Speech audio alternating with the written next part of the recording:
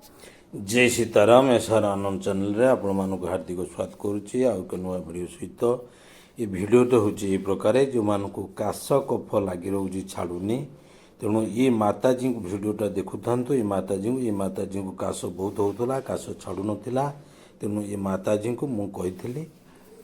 आयुर्वेदिक लिखा अच्छी जे काश जो मानक बारंबार हो छाड़ूनी तेणु पाचिला कदली सहित किसी गोलमरीच गुंड मिसेकी खाइले काश कमिज तेणु ये माताजी को मु आडभाइस करी आप 15 पाचिला कदली सांगे 15टा गोलमरीच नियंतु ताको गुंड करिकी चोबेकी सकाळ संध्यारे 2 टाइम खाली पेटे खातु। ये माताजी 4 दिन कंटिन्यू खाइले खाइला परे तांकर जो काशटा होता बहुत दिन धरिकी काश होता कमु नथिला तेणु बहुत समय मत कहते मुझे ठीक भाव में कहीपार नी मोर भी जो काश आरंभ होगला तेणु मो काश को मुझे कंट्रोल करी बेगुनिया पत्र रस 10 चामच सहित गुआ घी 5 चामच मिसई ताकू पाक करके मुआको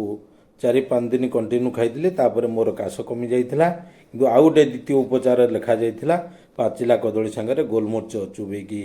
खाइले आपणकर काश कमी गोलमरीच गुंड करिकी खाइले काश कमिज ये माताजी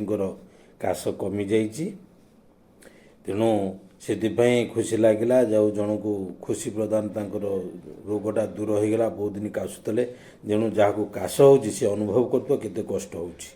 तेणु मुझे कही आप उपायटा करूँ देखिए आप काश भल जो काश भल होता खुशी लगिला भिडियो टी नुआ कर आसला लाइक शेयर सब्सक्राइब करा भूलें। जय सीताराम।